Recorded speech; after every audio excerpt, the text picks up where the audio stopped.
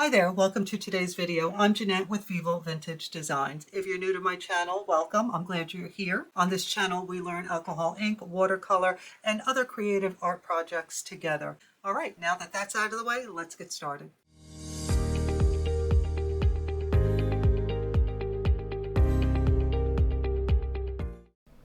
Hello my friends, today we're going to paint a very whimsical and simple little landscape.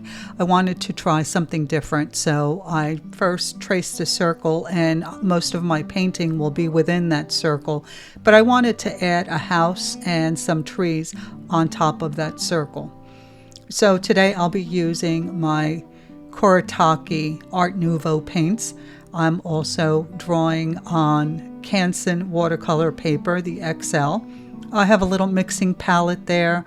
I have 2 bowls of water and I have 3 brushes, sizes 8, 4, and 0. So you can see I've drawn a little house on top of that circle. I've added some oval trees. This is all very simple. You don't have to know how to draw well or even paint well to create this whimsical little painting.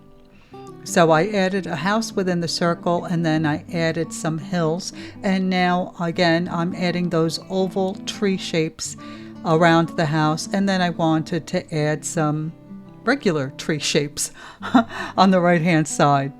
And here I'm adding a little path, and you can see that I'm staggering the path, and then I added some little fence posts. And that's it. I also added a few little circles to the right of the house, and those will be little sheep later on.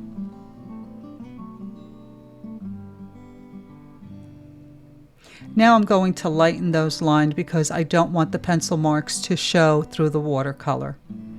So I'm going to start by painting the trees on top of the circle. And what I'm doing is I'm adding the color, and then I'm adding a darker color around some of the edges to create a little bit of shadow. And then I'm using a wet, clean, damp brush to lift a little highlight in the center of each of those trees. For the roof of the house, I don't have a deep red in this palette, so I mixed a combination of colors to create this terracotta looking color for the roof of the house. Now I'm going to start painting the sky within the circle. So I'm using this orangey color. Unfortunately, this particular set does not tell me the colors in the front. I would actually have to lift each color out to tell you what color it is to see what it says on the bottom. So of course, if you don't have the Kuretake paints, you can use whatever color, whatever watercolors you do have, and you can use whatever colors you like. So you can see that I'm using that, it's almost like a raw sienna color, and I'm adding a little bit of that bright red and even some brown here and there.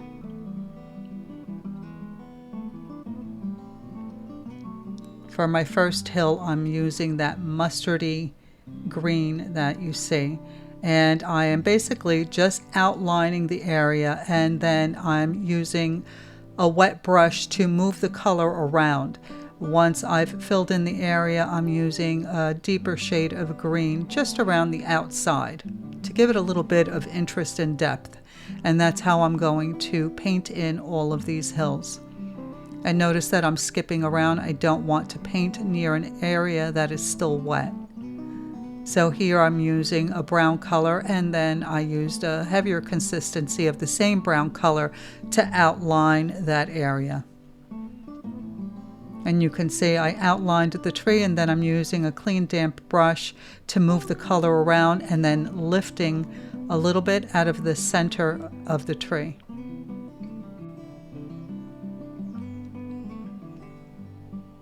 So I'm going to paint these trees the same way that I painted the others, creating the outline, then cleaning my brush in the water and dabbing it off on my paper towel, and then just moving that color around and making sure that I have a little highlight in the center of the tree. For these shrubs, I'm doing the same exact thing, outlining it and then just moving the color around and then using a clean damp brush to lift some highlights.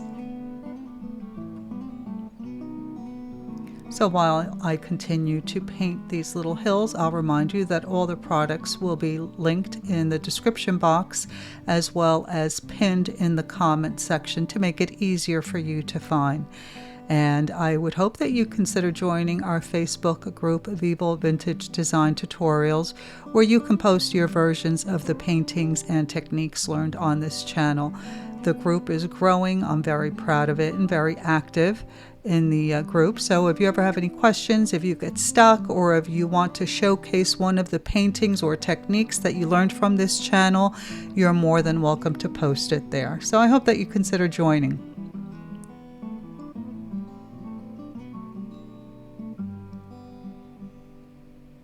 Now, I don't know if I mentioned it earlier, but I'm painting on Canson XL watercolor paper. I really enjoy using this paper, not with my traditional watercolors, but with the Kuretake paints. I find that using a paper that is smooth, and it doesn't have to be 100% cotton, works really well with these paints. So here I'm using this light beige and I'm to paint the house, and then I'm using the color next to it, which has a deeper value, and it's a darker color, and I'm using it to paint one side of the house so that one side is in shadow and the other is not. And I'm using the same combination of colors to paint the path. And as I paint it, at the top and the bottom of each little section of the path, I'm adding a little darker shade to create a little shadow. Now, once the painting is completely dry, we get to the fun part. I'm using a micron pen. I believe this is a 0.35 or a 0.30. And I am going to outline all the elements of this little painting, and then I'm going to add some fun little details.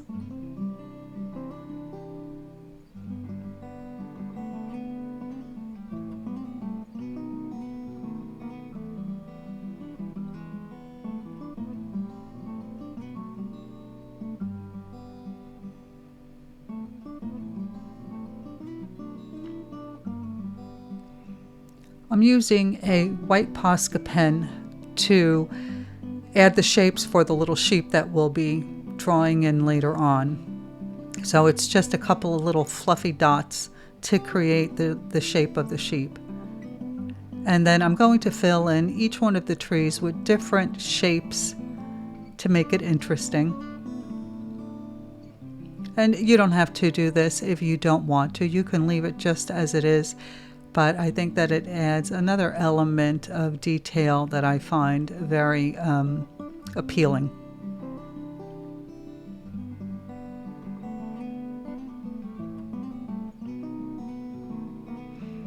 So now I am drawing the little legs for each of the sheep and then giving them each a head using the black micron pen. And once that Posca pen is dry, I'm just going to draw some sketchy, skippy little lines around the sheep just to make their bodies stand out a little bit more. And on this hill, I wanted to add a little bit more detail. So again, I'm adding my typical sketchy, skippy little lines. And I decided to add one more little sheep on this side. I hope that you've enjoyed this video and that you give it a try. Let me know if you have any questions. Please don't forget to like, comment, and subscribe. Hit that notification bell so you don't miss any upcoming tutorials. Thank you so much for watching, and I'll see you in the next one. Bye.